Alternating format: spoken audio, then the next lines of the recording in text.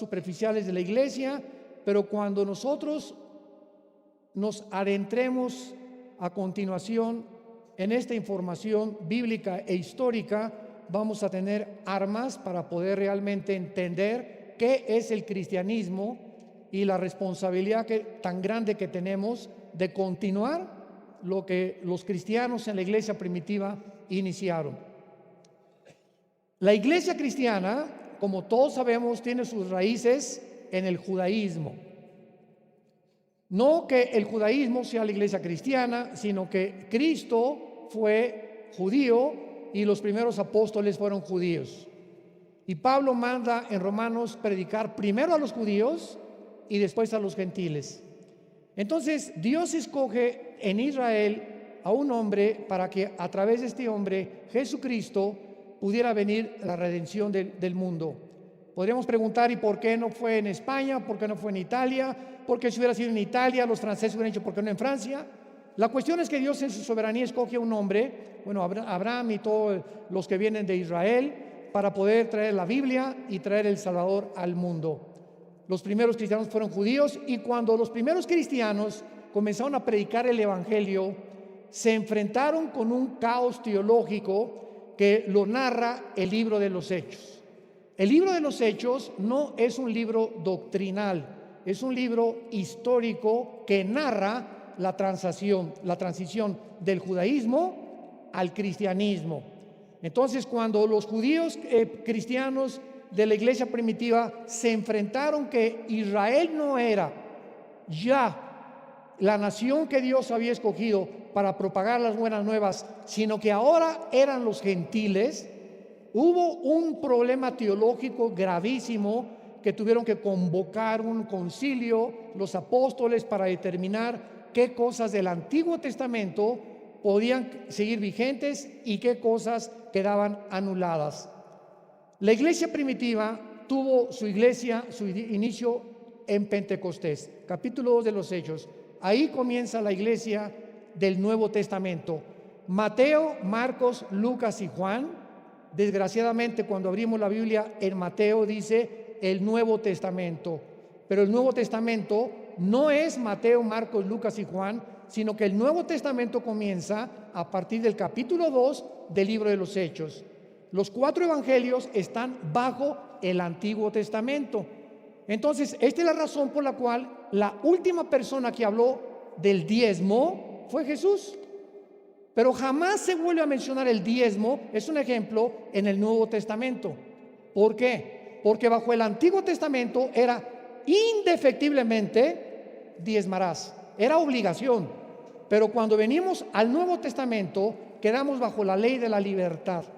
La ley de la libertad y del Espíritu en Cristo Jesús. Romanos 8, 2 y 3. Entonces ahora ya no damos por fuerza, ya no es obligatorio. 1 Corintios 16 del 1 al 2. Ahora cada quien dé como propuso en su corazón. Cada vez aparten el primer día de la semana, ya no es el sábado, ahora tenemos el domingo, porque el domingo vino el Espíritu Santo y el domingo resucitó Jesucristo. Es el primer día de la semana cuando adoramos. Una vez me preguntaron que por qué no adorábamos el sábado. Yo les contesté, les ganamos, adoramos el domingo, el lunes, el martes, el miércoles, adoramos todos los días de la semana, porque ahora todos los días son santos para nosotros. Y hemos entrado al descanso, al Shabbat, en Cristo Jesús. Vengan a mí los que están cargados y en mí descansarán. Lo podemos encontrar en Hebreos capítulo 4 también. Entonces, todos estos cambios radicales que hubo, es importante comprenderlos para no regresarnos a la ley. Todo Gálatas fue escrito para combatir a los legalistas. Y decíamos en la mañana, ahora hay iglesias que si pones árbol de Navidad no le va a agradar a Dios. Y si te pones un tatuaje no le va a agradar a Dios. Y las mujeres, ¿qué tipo de pantalones deben de ser? ¿El pelo cómo debe ser? ¿Cortito o muy largo? Y estamos en un mundo de corintios. Así como la iglesia de Corinto, que eran bebés en Cristo y que seguían creyendo que la vida cristiana se vive a través de lo que haces o lo que aparentas o cómo te vistes. Y aunque es importante, claro, vestirnos bien, etcétera, etcétera, Dios ve el corazón. Entonces Dios en Navidad no ve Dios si pusiste árbol. A ver, por favor, los que pongan árbol, les pones una tacha. Y a los que no pusieron árbol, les pones una palomita. ¿Se imagina que Dios nos juzgara y nos calificara de esa manera? Cuando Dios se asoma a vernos a nosotros, el reino de Dios consiste en gozo y paz en el Espíritu Santo. ¿De qué te sirve no poner árbol? No puse árbol y tienes la cara de nuez, amargada. Y cuando llegamos a Navidad, mi esposa pone un árbol precioso y cantamos Jingle Bells y Noche de Paz y estamos contentos y aprovechamos, aunque Cristo no nació el 24, lo aprovechamos para dar testimonio de Jesús. Entonces tenemos que entender ya qué es el cristianismo y salir y romper todas estas cosas que nos encarcelan y que nos atan y que nos hacen vivir bajo la ley. Cuando los cristianos comenzaron a predicar el evangelio, comenzó la persecución. Y gracias a la persecución, dice Romanos 8:4, que comenzó a propagarse el evangelio por todas partes del mundo. Los cristianos fueron llamados por primera vez en Hechos 11:26 en Antioquía cristianos. Ahora, ¿qué cosa es un cristiano y qué diferencia hay entre un cristiano y un religioso? La palabra religión viene de la palabra latín volver, ligos, ligar. Entonces, una persona religiosa es una persona que está volviendo otra vez a ligarse con una deidad o con una fuerza invisible o con el poder, porque siente una conciencia culpable y porque traemos la eternidad en el corazón. Y esa es la religiosidad. Y todas las religiones, sin ninguna excepción, enseñan dos factores comunes denominadores. Todas las religiones, la que tú me quieras enseñar, predican la salvación por las obras y por los sacrificios. Tienes que hacer algo para que Dios te acepte. Tienes que portarte bien para que no te vayas al infierno. Y venimos al cristianismo y contiene un mensaje que no es humano. Y se llama evangelio. Las buenas noticias, evangelio en el griego. ¿Y cuáles son las buenas noticias? Que Dios le dice al mundo: no tienen ustedes que hacer nada. Eres homosexual, eres lesbiana, borracho, has abortado 10 veces, te dicen el Chapo de Toluca. No me importa, dice Dios, cuántos pecados, escuchen todos, tienen ustedes. Vengan a la cruz. El evangelio no es que tú sabes que primero tengo que dejar el homosexualismo, si no Dios no me acepta. Y pues primero voy a tener que dejar a mi amante. O voy a tener que dejar primero perdonar para poder realmente me acepte Dios. Y siempre estamos poniendo condiciones para que Dios nos acepte. Y el mensaje es: ven cómo estás. Con la única condición que te arrepientas de tus pecados. Que le digas en esta tarde: Señor, estoy mal, reconozco que no puedo seguir negando mi sexualidad, no puedo seguir con esta amante, no puedo seguir acostándome con mi novia, no puedo seguir robando. Señor, reconozco, soy pecador. Ten de mí misericordia. Y en ese momento Él nos da el poder para poder cambiar. Si pudiéramos cambiar por nosotros mismos, ¿para qué la cruz? ¿Para qué murió Cristo? Fue el desperdicio más grande de la historia. Nos hubiera Dios dicho: pórtense bien, todas las religiones llevan a Dios y hagan lo mejor posible y nos vemos en el cielo. Pero el mensaje de Dios es: sin derramamiento de sangre no hay perdón de pecados. Es a través de la cruz que Él escogió que pudiéramos tú y yo ser reconciliados, como lo acaba de mencionar el hermano Gerace en su magnífica conferencia que nos acaba de brindar. Muy bien, la palabra cristiano se forma de dos palabras: Christos, ungido. Anos en el griego, pequeño. ¿Quién es un cristiano? Un ungido pequeño. No es la persona que es evangélico o que es católico o que es mormón o que es bautista o que es presbiteriano. Es una persona que tiene la unción del Espíritu Santo. ¿Que hay católicos cristianos? Sí los hay, pero tarde o temprano Dios los saca de la iglesia. ¿Hay cristianos mormones? Sí los hay. Un día me encontré en un avión, venía platicando con un misionero mormón que tenía a sus hijos aquí en México porque tienen un capital impresionante para mandar misioneros en el mundo, y venía leyendo la Biblia y creí que era cristiano, ya averigué que era mormón y le pregunté: ¿usted cree en la justificación por la fe? Porque es la doctrina y la columna vertebral de nosotros, la justificación por la fe. Solamente la justificación por la fe, solo fide, solo Cristo, solo Escritura.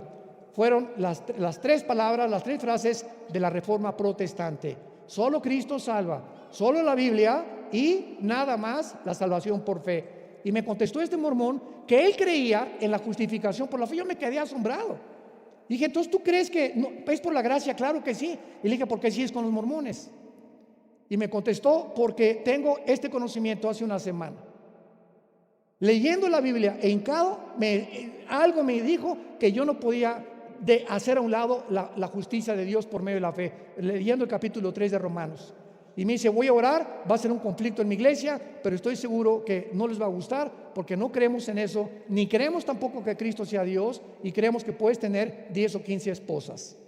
Entonces nos damos cuenta cómo hay cantidad de personas que al mismo tiempo, cantidad de evangélicos, se van a ir al infierno. ¿Me escuchaste? Va a haber miles de evangélicos que se van a ir al infierno, porque las iglesias evangélicas están llenas, casi en la mayor parte del mundo, de personas que se dicen cristianas, que nunca se han arrepentido, nunca ha habido un cambio, ni una transformación en sus vidas, y se siguen llamando cristianos, y no lo son. Y si Dios no ha revolucionado tu vida, y tu esposa no te dice que ya cambiaste, y tus hijos no han visto un cambio, y tu novia no ha visto un cambio, y la gente a tu alrededor que te conocía no han visto un cambio en tu vida, es mentira tu cristianismo. Eres religioso nada más. La iglesia nace en Pentecostés cuando el Espíritu Santo nos funde, nos amalgama en lo que se llama el bautismo con el Espíritu Santo. La iglesia local es la iglesia que tenemos ahorita actualmente y la forman personas que se reúnen en un lugar determinado. Pero la iglesia invisible es la iglesia que está en el mundo entero, donde solamente Dios sabe. De esta iglesia, de los presbiterianos, de los bautistas, de católicos, ¿cuántos hay realmente que se han arrepentido y que tienen al Espíritu Santo? Y esa es la iglesia invisible. Entonces la iglesia local, como esta, y en cualquier parte del mundo, está mezclada entre cizaña. Aquí hay cabritos, cascabeles, hay puercoespines, hay víboras, hay jabalís, hay de todo, hay lobos. Y se nos manda a cazar a los lobos y alimentar a las ovejas, porque es la responsabilidad del pastor discernir, ¿verdad?, muchas veces, y cuidar que los lobos no entren a los rebaños, porque en todas las iglesias, en todas, como estoy seguro también en esta reunión, siempre entran espías, y lo sabrá hasta que Cristo regrese. En tu iglesia y en nuestra iglesia es la cizaña mezclada con el trigo.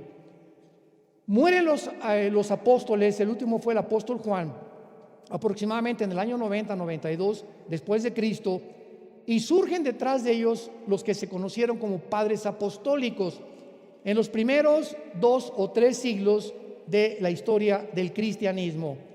Vinieron los padres apostólicos, los apologistas o antinicenos, que defendieron la fe y se mantuvieron firmes en las doctrinas básicas del Nuevo Testamento.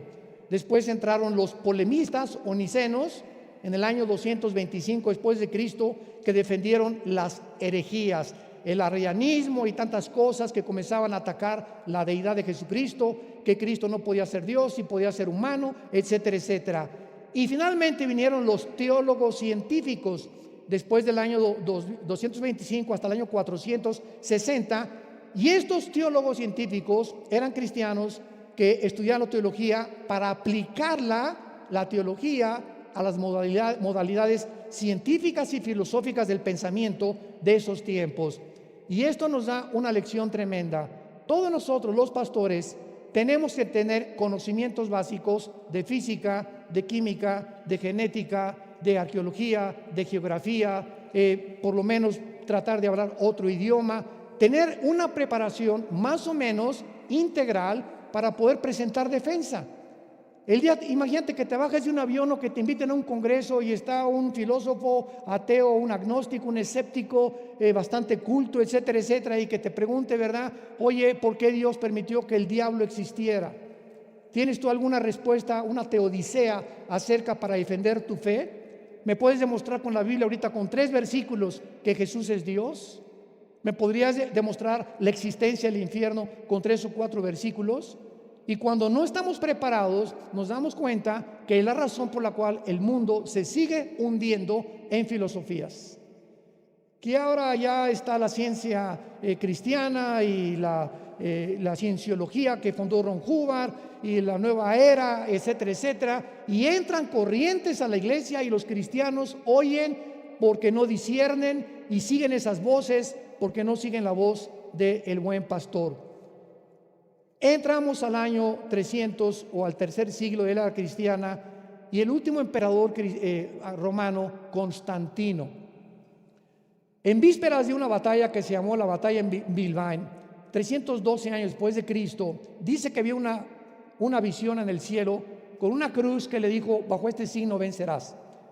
El emperador Constantino, el último emperador de Roma, manda que el cristianismo se esparza por todo el imperio romano, y ahí nació la mezcla de las personas que comenzaron a llamarse cristianos sin haber experimentado el nuevo nacimiento.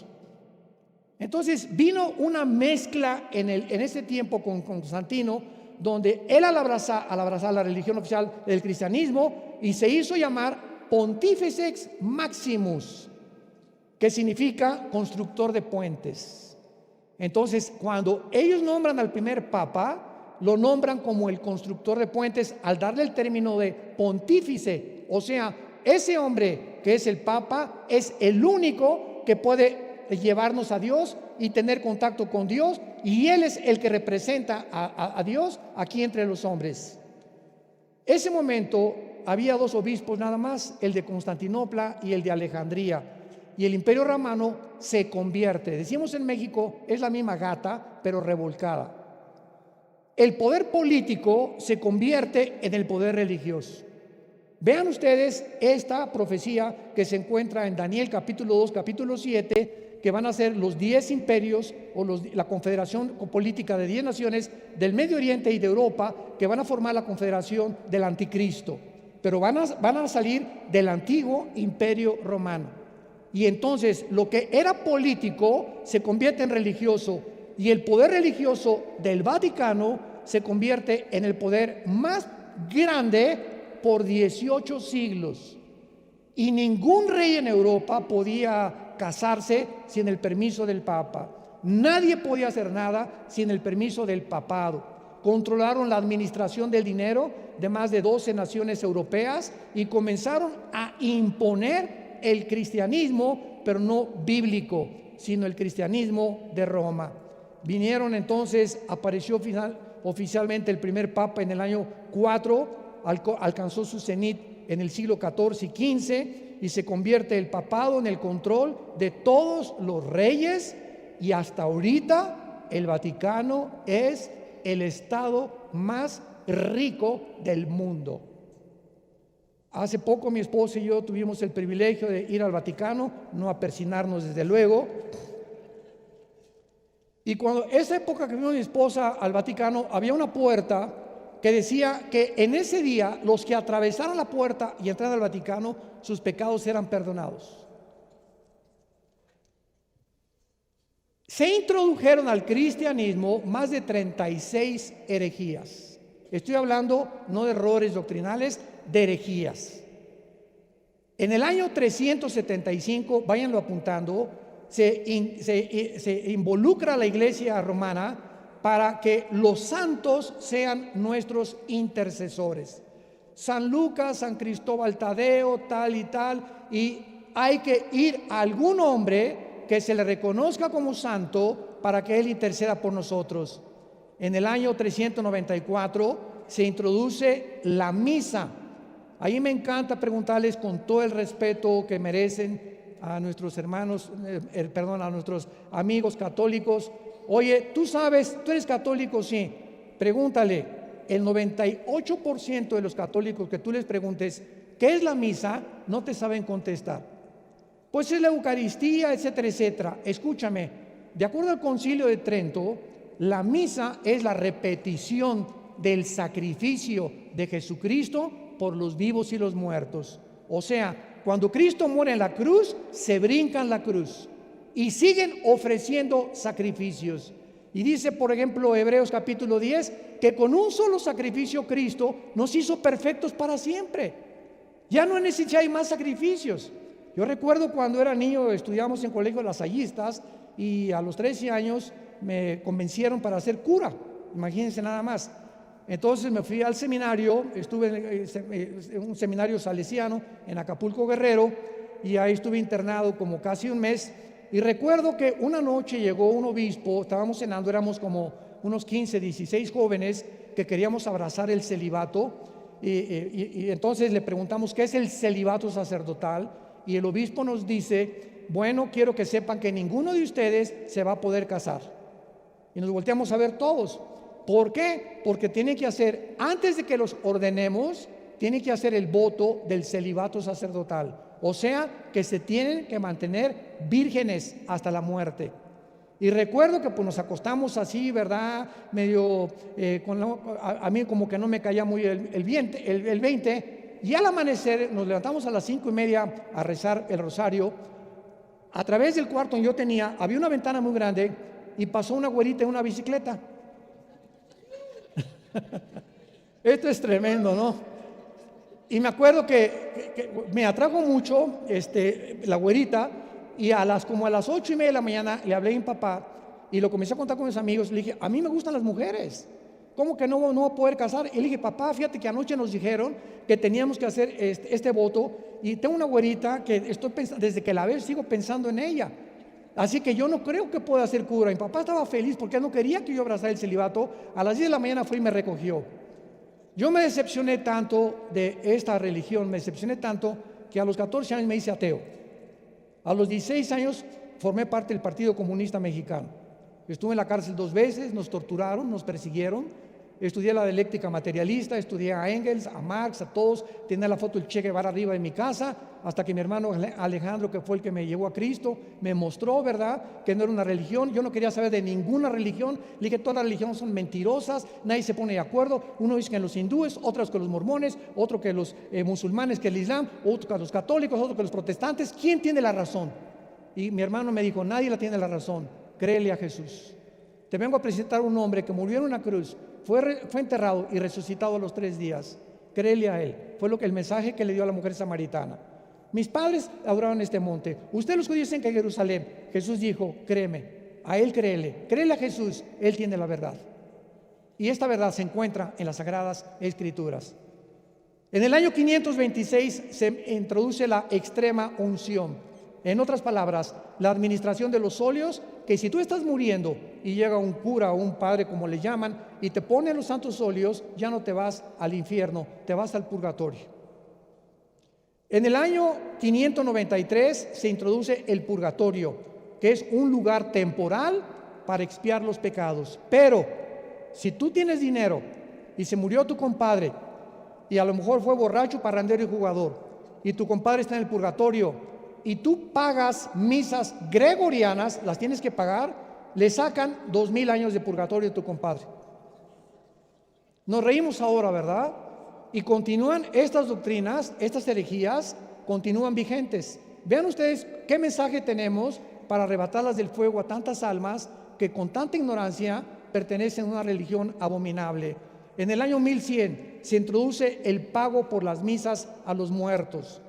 En el año 1190, la venta de indulgencias. En el año 1215, la transubstanciación. En otras palabras, cuando yo estaba estudiando para cura, comencé a aprender latín. Y desde luego que nos comenzaban a entrenar como acólitos. Ya no se usa eso, éramos monaguillos. Y me acuerdo que cuando el padre entra a la iglesia, dice en latín: introibo al altare Dei. Yo le contestaba: adea qualifica juventudes meam. O sea, me introduzco al altar de Dios para ofrecer los sacrificios, levanta la Eucaristía por los vivos y los muertos. Y en el momento en que bajaba la Eucaristía, sacaba llaman las hostias, y se las da a cada persona. Y en ese momento, esa persona se le enseña que está recibiendo a Jesucristo. Lo recibe el domingo, se le sale de lunes a viernes y se le vuelve a meter el domingo. Que le llaman ellos milagros, donde se convierte el pan y el vino en la sangre y en el cuerpo de Jesucristo, es una herejía, es una barbaridad. A Jesús lo recibimos una vez y para siempre, y quedamos sellados para siempre con el Espíritu Santo. En 1229 se prohíbe leer la Biblia, más que por la autoridad o Biblias con el imprimatur de alguna autoridad eclesiástica católica, bajo pena de excomunión. Porque si la iglesia romana te excomulga, significa que estás condenado para siempre al infierno por no haber sido leal a lo que la iglesia del Vaticano te enseñó. En el año 1303 se declara que fuera de Roma no hay salvación. Fuera de Roma no hay salvación. 1546 se agregan a la Biblia los libros apócrifos, que significa de origen desconocido. Entonces, si tú compras una Biblia católica y le quieres testificar a un católico, no hay ningún problema, porque tienen Timoteo, tienen Juan, etcétera, etcétera. Tiene la suficiente luz para mostrarles el camino a Cristo, pero tienen agregados Tobías, Sabiduría, Primera y Segunda de Macabeos, que son históricos, etcétera, etcétera, que no están considerados cuando se cierra el canon de las Sagradas Escrituras en el primer siglo de la época cristiana. En 1634 se promulga el proceso de la canonización, o sea, solo el Papa puede decir quién es y quién no es santo. En otras palabras, se muere San Clodomiro, y entonces después de que muera San Clodomiro o la Madre Teresa o cualquier persona, se investiga si han hecho milagros. Y si hay algún milagro que se pueda testificar que la mayoría son falsos, entonces la Iglesia Católica declara que esa persona se le canoniza o se le beatifica, se le nombra santo y forma parte de los santos de la Iglesia de Roma. Si tú lees todas las cartas del Nuevo Testamento, Filipenses, Gálatas, Colosenses, 1 Timoteo, comienzan a los santos de Filipos, a los santos de Corinto, a los santos de Efesio. En la Biblia ya se nos llama, y está en la Biblia católica, se nos llama santos en vida. Porque la palabra santo viene del hebreo, viene agios, y de la palabra kadosh en el hebreo, que significa separado. No significa que seamos buenos. Ay, sí, muy santito, ¿verdad? Y creen que la palabra santo es que ya seamos muy buenos, y no lo somos. Somos pecadores perdonados nada más, pero somos apartados para el servicio de Dios. Es lo que significa la palabra santo. Qué barbaridad que la iglesia dictamine quién es santo y quién no es santo. 1860 se declara que el Papa, cuando habla, es infalible. Esto significa que el Papa no comete errores en sus encíclicas, y que cuando él habla es Dios hablando a través de él. Y sin embargo, el Papa que viene después del otro Papa dice lo contrario a lo que el antiguo Papa dio. Y la pregunta es, ¿quién de los papas decía la verdad? Qué increíble, ¿verdad? Todo esto, seguimos una línea lógica elemental y decimos, ¿cómo es posible que yo haya llegado a creer eso? Y eso es lo que crecimos casi todos en Latinoamérica. 1965 se declara María la madre de la iglesia y la madre de Dios. Es que si Jesús es Dios, sí, pues María es su madre. ¿Sabes una cosa? María es madre del Hijo de Dios, de la humanidad de Dios, de Jesucristo. Jesucristo era 100% humano y 100% divino. Entonces María fue en su vientre el que pudo albergar a esa célula, ¿verdad?, donde creció Jesucristo. Pero Dios no puede tener mamá porque sería diosa, por el amor de Dios. Esto en filosofía sería completamente insostenible. ¿Cómo que una mujer puede ser la mamá de Dios? En el año 2000, Juan Pablo II, tu padrino, declara a María redentora junto con Cristo, co-redentora. El Papa Juan Pablo II. Ante esta serie de barbaridades, no podemos más que recordar Marcos 7, del 6 al 8, donde Jesucristo les dijo: ustedes invalidan la palabra de Dios con sus tradiciones.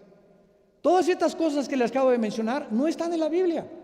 El purgatorio no está en la Biblia. El limbo, que si un niño se muere sin ser bautizado, se va al limbo. ¿Dónde está el limbo en la Biblia? Entonces, todas estas cosas se llaman herejías porque son doctrinas de hombres, no son de Dios. Y cuando venimos a la Biblia, yo me acuerdo cuando me convertí, caí de rodillas y grité: he sido engañado. hemos sido engañados. Tenía un coraje contra la religión, porque yo no podía ligar a Jesús con la religión. Entonces tenía odio a la religión, lo que la religión me había mentido y lo que mis padres me habían enseñado sinceramente, porque mis padres fueron católicos sinceros. Después de todas estas cosas viene la Inquisición. Todas las personas que no se sometan a estos dictámenes y mandamientos y lean la Biblia sin permiso son muertos inmediatamente. El Papa Inocencio III, en el año 1198 después de Cristo, ordena el exterminio de los que lean la Biblia sin permiso del Vaticano. Comienza Roma con este mandamiento. Comienzan a confiscar los bienes materiales de los que leían la Biblia y pasaban a ser propiedad del Vaticano. Francia, España, Italia, Alemania y los Países Bajos sufrieron los horrores de estos crímenes realizados en el nombre de Dios. Ahora que los 19 musulmanes radicales el 11 de septiembre del 2001 de nuestro siglo se fueron contra las Torres Gemelas de Nueva York y mataron a más de 3,000 personas, otro contra el Pentágono. ¿Saben ustedes lo que los ateos? Tuve debate con 2 ateos en el año 2005-2006 en la televisión y en el radio. ¿Saben ustedes los argumentos que usaron? Es que usted, ¿qué nos viene a decir? La religión ha hecho más daño que el ateísmo, que Stalin, que Marx, que Hitler, que Saddam Hussein, etcétera, etcétera. Miren nada más lo que es la religión. 19 locos en el nombre de Alá se van y matan a la gente. Le dije, usted lo acaba de decir, esa es la religión, eso no es el cristianismo. Y estoy de acuerdo con usted, las religiones, como dijeron, es el opio de los pueblos, porque las religiones no salvan. Para eso vino Jesús. Yo soy el camino, dijo Jesús. Yo soy la verdad y yo soy la vida. Entonces vean lo que los mismos ateos usan y esgrimen para atacarnos a nosotros, diciendo que las religiones y la Inquisición, que mandaron matar judíos y mandaron matar homosexuales y negritos y gitanos porque no se sujetaban al Vaticano. Eso es lo que hace la religión, es el opio de los pueblos. Yo les dije amén. Imagínense la cara con la que me veían, ¿verdad? ¿Cómo que amén? ¿Cómo? Sí, porque yo estoy de acuerdo con ustedes. Yo no vengo a compartir una religión, ni usted tiene una ignorancia tan grande. Elige un ateo que tenía 3 doctorados en ciencias políticas y de filosofía. Le dije, usted es tan ignorante que antes de discutir conmigo, conozca lo que la Biblia dice. Yo conozco sus bases filosóficas, pero si usted conociera la Biblia y lo que es la diferencia entre la religión y el cristianismo, no estaría hablando la sarta de marihuanadas que habla. Ante esta situación, imagínense ustedes nada más, tan terrible en Europa, se levantan hombres llenos del Espíritu Santo. Dios siempre ha tenido testimonios. Petrarca, 1304, siglo XII y XIII, gran caudillo del Renacimiento, se para enfrente del Vaticano y le grita a los papas: cueva de ladrones, hijos del diablo. A Petrarca lo cuelgan y lo ahorcan en Venecia y lo condenan a muerte. Juan Wycliffe, 1324, profesor de la Universidad de Oxford, Inglaterra, predica contra la tiranía del Vaticano, del clero. Se opone a los papas, a los cardenales, a los monjes, a los monasterios, y defendiendo el derecho del pueblo a leer la Biblia. Juan Hus, 1415, rector de la Universidad de Praga, discípulo de Wycliffe, predicador intrépido, ataca los vicios de los papas. En aquel tiempo los papas eran homosexuales, los ordenaban a los 12 años, 3 o 4 papas matan a su familia. Dice, ¿cómo es posible que estos hombres se estén atreviendo a decir que son los representantes de Dios? Giacomo Savonarola, 1498 después de Cristo, originario de Florencia, Italia, denunciaba como un profeta hebreo el sensualismo, los vicios y los pecados del Vaticano. De forma milagrosa, la ciudad de Roma estuvo a punto de reformarse, pero el Papa Alejandro VI lo quiso callar haciéndolo cardenal. Savonarola lo rechaza, lo ahorcan y lo queman en la Plaza Mayor de Florencia, 19 años antes que Martín Lutero publicara sus 95 tesis en Wittenberg, Alemania. Viene Martín Lutero y era un monje atormentado en un monasterio en Alemania. Encabeza la reforma que se llamó protestante, porque los que se oponían a Roma se les llamaba protestantes, porque protestaban contra el Papa.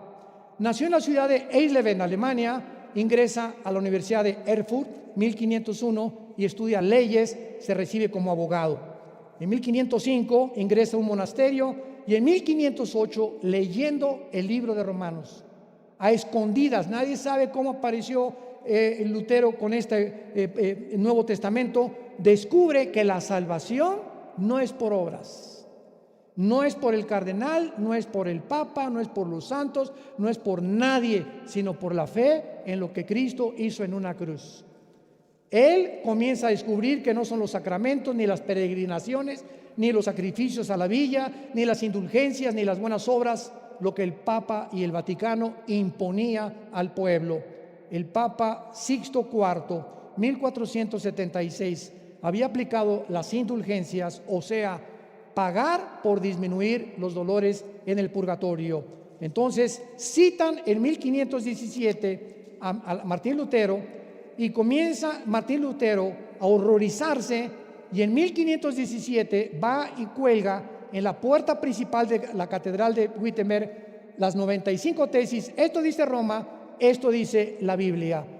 La mayor parte de los papas, imagínense, ahora sí que le echó gasolina al alacranero, y en 1520 el Papa León X lo excomulga y le ordena que bajo pena de muerte se retracte en 60 días. Lutero quema públicamente esta bula papal en 1520, y entonces Carlos V le llama a Lutero, el emperador del Sacro Imperio Romano, Alemania, Austria y España y Países Bajos, para que se presentara a la dieta de Worms. Y entonces ahí están todos los cardenales, y ahí está el Papa, y llega Lutero con la Biblia en la mano. Y antes de entrar les dice Lutero a todos: cualquiera de ustedes que me demuestre con este libro que yo estoy mal, me retracto. Todos, hubo un silencio sepulcral, nadie dijo pío, porque nadie pudo, ni siquiera leían la Biblia, imagínense nada más. Y entonces lo condenan a muerte, y Lutero tiene que escapar, y comienza a incendiarse Europa en lo que es la semilla de la reforma protestante, y entonces el Vaticano comienza a llamarles protestantes. Ahora se nos llama hermanos separados. Y después de todo esto, el cristianismo, con la reforma protestante, que se levanta y las estadísticas comienzan a subir, tres siglos del cristianismo los echan al Coliseo, los queman a los cristianos, hacen antorchas vivas con ellas, los entierran en su orín, en su excremento, los hacen pegarse con muertos y con perros muertos para que ahí se mueran sin enterrarlos vivos. Después de todo lo que sufrieron, viene esta reforma ante tantos horrores y tantas herejías y tantos vicios de la religión, que la reforma protestante comienza a incendiar Europa, y entonces por primera vez viene la llegada del cristianismo, desgraciadamente, no a Tlacomulco, ni siquiera a México, ni a Guatemala, ni a El Salvador, ni a Nicaragua. El cristianismo llegan porque Inglaterra es la primera nación que se opone a todo lo que el Vaticano, se rebela contra el Vaticano, y los cristianos de Inglaterra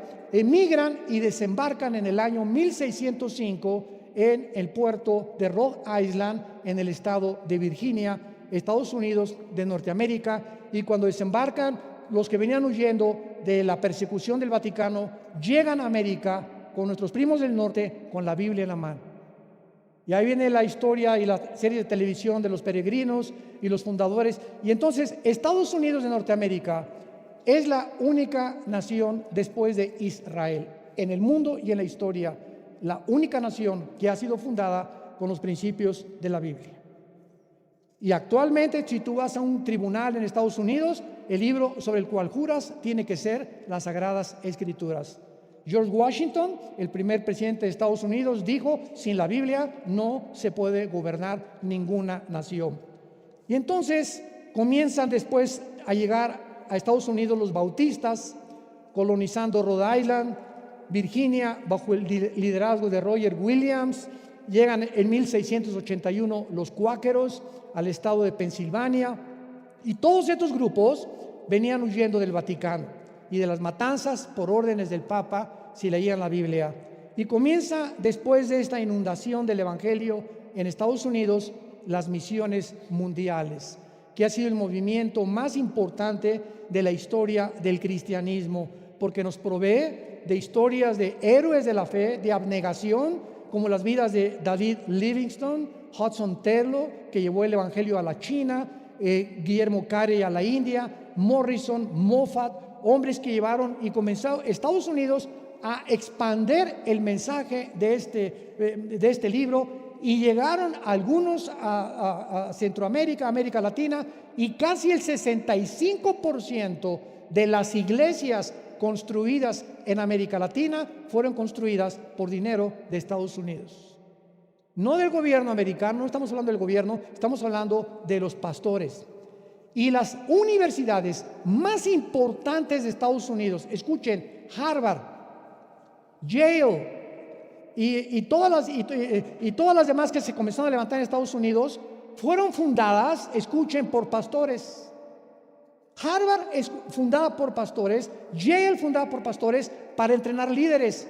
Y actualmente estas universidades son los bastiones más grandes del ateísmo, del agnosticismo, del humanismo, de todas las ismos que puedas mencionarme. ¿Por qué? Porque yo, aunque me diera una beca para un hijo mío y mandarlo a Harvard, ni de chiste lo mandaba. Prefiero un hijo diablo, prefiero un hijo santo, bruto, que un diablo inteligente. Y hay padres, voy a mandar a mi hijo a Harvard y voy a mandarla a Francia con el ateísmo francés y con la filosofía alemana que hay ahorita que prevalece en Europa, porque les van a robar todo aquello que nosotros les sembramos. ¿Qué pasó entonces cuando en Estados Unidos, después de este movimiento increíble, vino el inicio de la apostasía a mediados del siglo XIX? Casi en el siglo XIX, escúcheme con mucho cuidado, todas las organizaciones cristianas contaban con una rama en Estados Unidos de Norteamérica, y de las cuales eran la mayoría fundamentada en la sana doctrina, en otras palabras, apegadas a las verdades del cristianismo. A principios del siglo XX hubo pocos cambios, pero comenzaron Harvard, Yale, Princeton, fundadas por pastores, a mandar a sus maestros a Europa. Y en la década de los 30, 40 del siglo pasado, los seminarios cristianos de Estados Unidos comenzaron a ser infiltrados con la teología de la liberación y con otras teologías que voy a mencionar ahorita, y con hasta arrianismo, comenzaron a negar la deidad de Jesucristo, etcétera, etcétera. Y vino un debilitamiento tremendo en Estados Unidos. Y actualmente nosotros que vivimos en Dallas, Texas, desde hace 13 años y que visitamos muchas universidades, mi esposa y yo con nuestros hijos, las universidades que creíamos nosotros que nuestros hijos podían estudiar ahí, cuando entramos a ellas nos damos cuenta, las maestras con shorts hasta por acá, un relajamiento de la moral tremendo. Platicando con los maestros de filosofía, eran humanistas, no creían ni siquiera en la inspiración de la Biblia. 4 universidades cristianas en Texas que mi esposa y yo visitamos, pudimos convencernos que habían apostatado. Y ahora así se encuentra la situación. Y quiero rápidamente mencionarles cuáles son los fundamentos de la palabra de Dios, la inspiración de la Biblia. Si tú crees que la Biblia es inspirada por Dios y que los originales son los inspirados por Dios, por eso hay que la Biblia Nueva Versión Internacional, la Biblia Valera 1960, que es la que yo tengo, la de 1909, y todas las Biblias que encontramos nosotros. ¿Por qué varían? Simplemente porque el lenguaje varía. Y por ejemplo en México decimos ¿qué padre sol? Imagínense en inglés what father son. Si yo la quisiera traducir ese barbarismo al inglés, no cuadra, porque lo que a nosotros es un chiste, en inglés es otro. Aquí decimos pásame el popote para tomar un refresco. En Guatemala pásame la pajilla, en Colombia pásame el cervatillo, y así varía. Por eso cuando me preguntaron cuántos idiomas hablaba yo, les dije que hablaba 5 idiomas: costarricense, paraguayo, salvadoreño, mexicano, ¿verdad? Porque en Sudamérica hablamos aquí hasta argentino, ¿verdad? Encontramos tantos léxicos que no cuadran con nosotros, pero esto es lo que significa que la Biblia en su lenguaje original es la inspiración. Entonces una Biblia dice qué maravilloso sol, otro qué bonito sol, pero el contexto tiene que ser el mismo cuando es inspirado, y esa Biblia es completamente apegada a los textos receptus o a los textos originales de la palabra de Dios. Número 2, la salvación por gracia, la redención del pecado mediante la sangre de Cristo, la deidad de Cristo, el nacimiento virginal de Cristo, la Trinidad, la resurrección corporal de Cristo y la necesidad del nuevo nacimiento. Entonces terminamos nosotros con la apostasía que estamos actualmente viviendo en el siglo XXI, donde comenzó a mediados del siglo pasado, y estas doctrinas han ido debilitando el contexto y el canon de las Sagradas Escrituras.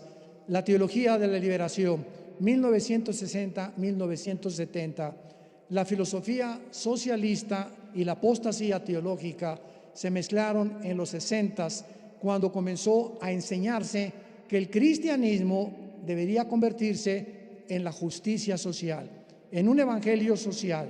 En otras palabras, las enseñanzas de Roma de que el problema es la pobreza y que para ser espiritual se necesita vivir en una cámara de piedra o meterte en un convento o meterte en un lugar y aislarte del mundo, eso fue lo que hizo que la gente creyera que eso es lo espiritual. Yo recuerdo una vez en la Guatemala antigua me invitaron a un convento de monjitas, me encantan las monjitas, y me preguntó la madre superiora, me dijeron: oiga hermano, quiero que la madre superiora aquí habla con usted. Le dije: sí, con mucho gusto, feliz de la vida que voy al convento a visitarlas. Y me preguntó que cómo se recibía el Espíritu Santo. Y entonces les dije, tenía como 8 monjitas detrás de ella, sentadas en su escritorio, todas muy lindas, ¿verdad? Así, con caras muy bonitas todas. Y les dije: ¿qué hacen aquí? ¿Cómo que qué hacemos aquí? ¿Qué hacen aquí encerradas? ¿Por qué? Porque el mandato es Mateo 28, ir a predicar el Evangelio. Ustedes han sido engañadas. ¿Cómo van a ganar a la gente? Encerrarse en un convento. El diablo las engañó y los encarceló con los monasterios y los conventos, enseñándonos que para encontrar a Dios nos teníamos que recluir de la sociedad, y la orden es: vayan al mundo y prediquen el Evangelio. La madre superiora, me fui de Guatemala, a los 15 días se convirtió, me dijeron, y ahora es misionera en Brasil. Gracias a Dios por eso. La doctrina, la iglesia tiene una obligación que es el evangelismo, el discipulado y las misiones. La iglesia no es una organización de beneficencia pública. La iglesia no está para poder satisfacerle a los pobres sus necesidades. Dice en Gálatas 6:10, a los que son cristianos, hazles mayores favores, porque se lo haces al pobre, se lo haces a Dios. Pero la iglesia tiene la obligación de predicar, discipular y mandar misioneros. Y cuando la iglesia se involucra en obras sociales, en prioridad a la evangelización y al discipulado, ha abandonado la doctrina de la palabra de Dios. Este es uno de los errores más grandes que actualmente se están calificando con la terminología de la justicia social. En segundo lugar, entró la doctrina de la prosperidad. Los católicos enseñan que para ser pobre eres espiritual, válgame Dios, y ahora entra el cristianismo que para ser espiritual tienes que ser rico. Y comienza a propagarse por la televisión y por diferentes medios la famosa teología de la prosperidad. En otras palabras, que Dios quiere bendecir a sus hijos. Y si no tienes 500 personas en tu iglesia, y si no es una iglesia con candeleros franceses y con alfombras persas, y si no tienes aire acondicionado, tú no eres un pastor de éxito. Porque las mega iglesias que tienen esto hacen competencia con los que no están, y los que tienen mega iglesia son realmente los que son bendecidos por Dios. Dios mío, Apocalipsis 2:9, la iglesia de Esmirna: tú eres pobre, pero no eres pobre, eres rico. Y cuando enseñamos que para ser espiritual no puedes ser pobre, nos damos cuenta que es un evangelio antibíblico. Nunca escuchen esto, jamás acabaremos con la pobreza, ni con las injusticias sociales, ni con las guerras, hasta que Cristo regrese. Así que el cristiano no es pacifista en el sentido de hacer desfiles y vamos a orar por la paz y que no haya guerra. Esto es antibíblico. Estas manifestaciones de pacifismo enarbolando el cristianismo están completamente equivocados. En tercer lugar, la infiltración del misticismo en los 70s con el famoso revolución del carismatismo. ¿Qué comenzó a pasar? Se comenzó a enseñar que se debería sentir al Espíritu Santo con señales, movimientos, caídas, para estar seguro de tenerlo, y se comenzó a enseñar la nueva unción. Vengan a recibir la nueva unción. Hemos hablado bastante de esto en la mañana, que es una sola unción cuando recibimos a Cristo como el Salvador. Ya no hay 2 o 3 unciones, hay llenuras, pero no nuevas unciones. Y se comenzó a enseñar que es mejor no hablar de doctrina, ni tampoco se necesita teología, porque las doctrinas dividen. Y se comenzó a enseñar al pueblo que deberíamos buscar experiencias místicas. Yo recuerdo que fui a una iglesia donde pasé, y uno de los dirigentes así me puso esa y me quería tumbar. Y lo agarré de la corbata y le dije, a mí no me tumbas, le dije. A mí no es el Espíritu Santo. Tú eres el que me estás tumbando, no el Espíritu Santo. Y había iglesias donde comenzaban a tumbar a la gente y ponían atrás catchers que los cacharan. Le dije, si el Espíritu Santo te tumba, ¿tú crees que te quiere descalabrar? ¿Tú crees que te vayas contra una así y que te va a romper la cabeza? Si es del Espíritu Santo, déjalo. No, el Espíritu Santo no quiere que mataran a ninguna persona. No es que tiene que haber atrás alguien que los cache. Que cayó polvito de oro del cielo, lenguas, risa santa, vómito santo, chicles santos, bautismo con mangueras santos, ladridos de perros santos, rugidos santos, trapos ungidos. A mi casa y a la casa de ustedes llegaban sobres de predicadores que si yo venía una mancha de aceite que venía ungido ese sobre, y si yo mandaba $100, me protegían durante 10 meses de las maldiciones del diablo. Increíble, y la gente lo hace y lo sigue creyendo. Y finalmente cobrar por predicar y el ecumenismo. Desde 1985-90 comenzaron los predicadores a imponer un salario para predicar. Yo recuerdo que me hablaban en los 90, una organización en Sudamérica: hermano, queremos que venga aquí con mucho gusto, y me preguntaron cuál es su salario, cuál es lo que usted nos cobra. Le dije, ¿de qué me están hablando? Sí, o sea, ¿cuál es la cuota? Porque el último predicador nos cobró $500 la noche, con traje gris o con traje negro, con lagrimitas o sin lagrimita. Imagínense nada más, ¿no? A ese grado. Y les dije, hermanos, miren, si voy a orar. Y si el Espíritu Santo me quiere llevar, lo único que les pido, páguenme mi avión y mis viáticos. Si me quieren dar una ofrenda, démela. Si no me quieren dar una ofrenda, no me la den, porque mi provisión viene de arriba, no viene de ustedes. Yo no dependo de ustedes. Y si voy es para servir a Dios, no voy para lo que me vayan a dar. Pero es increíble cómo ahora, y se los digo a los pastores, si una persona te cobra o te pone un salario, nunca lo vuelvas a invitar a tu iglesia, porque son mercenarios del Evangelio. Ellos no son predicadores del Evangelio. Y el ecumenismo es la organización que el Papa quiere ahorita, Francisco, unir a todas las iglesias del mundo bajo el paraguas del Vaticano. Y miles de pastores están yendo al Vaticano a hincarse delante del Papa. Pastores evangélicos, reconociendo a Francisco como un líder espiritual, lo cual no podemos nosotros aceptar. Tenemos que luchar ardientemente, una vez por todas, por la fe que Dios nos ha dado. Te damos gracias, Señor, por tu palabra en estos 2 días, en lo que nos has dado el privilegio de abrir las Sagradas Escrituras y poder comenzar a regresar otra vez a los fundamentos de la fe cristiana. Sabemos que lo más urgente en Latinoamérica ahora es una reforma nueva. Posiblemente nos encontremos en el tiempo de una prerreforma, porque antes de la reforma de Lutero, Europa estaba en tinieblas, religiosidad, apostasía, herejías, corrupción.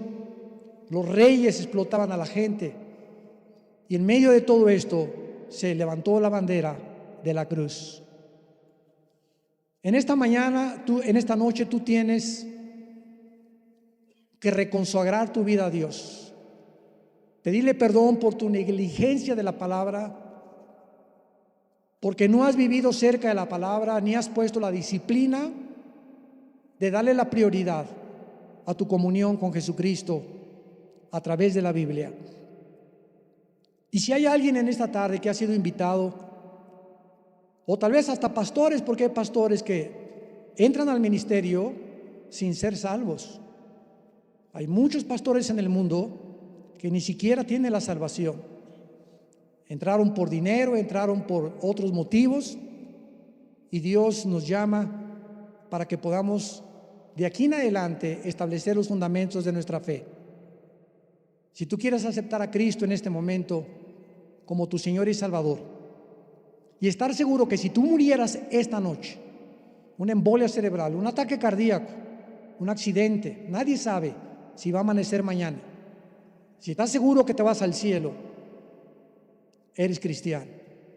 Pero si tú no tienes esta seguridad, Dios nos da la vida eterna en su Hijo Jesucristo, que murió, fue enterrado y resucitado a los 3 días, para que tú le recibieras en tu vida como tu Salvador y murieras en paz, con el perdón de tus pecados y el poder que solo puede venir de Él para poder vivir la vida de santificación.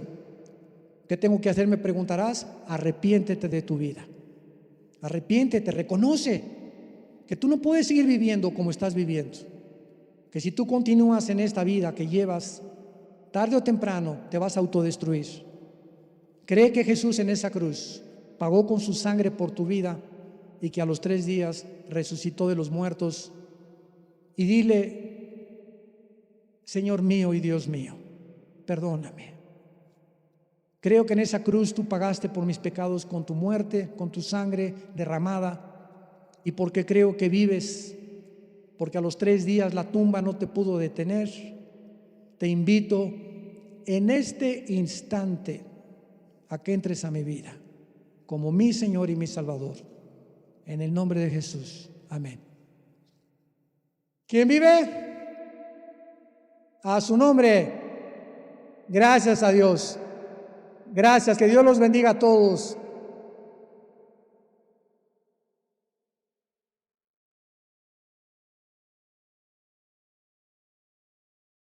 Vida Nueva para el Mundo se sostiene y propaga el mensaje de salvación de Jesucristo gracias a Dios y a tus donativos. Llevemos juntos el Evangelio de Jesucristo al mundo entero.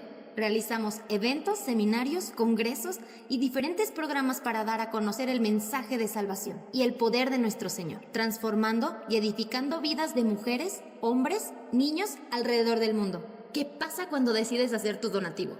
Aunque no puedas llevar la palabra personalmente a todo el mundo, de esta forma lo estás haciendo. Con tus donativos o aportaciones, estás sembrando y formando parte de lo que Dios está haciendo en su obra. Estás ayudando a traer luz a la oscuridad, paz al conflicto y esperanza a los que no tienen ninguna. Dona desde México.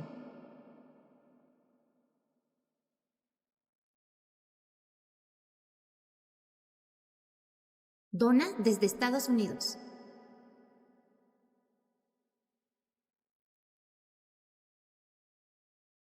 Para el resto de donaciones de otras partes del mundo, www.vidanuevaparelmundo.org.mx/dona. Estamos cumpliendo la gran comisión. Por tanto, vayan y hagan discípulos a todas las naciones, bautizándolos en el nombre del Padre, del Hijo y del Espíritu Santo, enseñándoles que guarden todas las cosas que les he mandado. Y he aquí que yo estoy con ustedes todos los días hasta el fin del mundo.